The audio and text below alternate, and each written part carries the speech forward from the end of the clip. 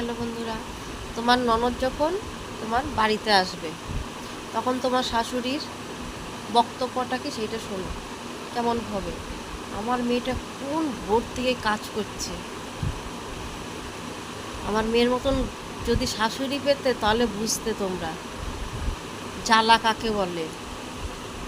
তো মেয়ে তো ওইদিকে খুব সুখেই আছে, সেইটা আর বলছে না, নিজে তো কমও করছে না, সেইটাও বলছে না যে আমার মেয়ের শাশুড়ি থেকে 1 ডিগ্রি উপরে আছি আমি।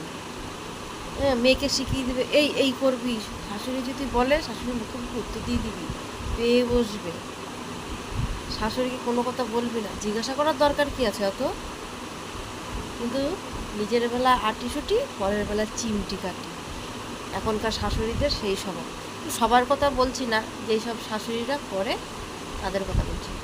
হ্যাঁ, সত্যি কি না বললাম সেটা তোমরা কমেন্ট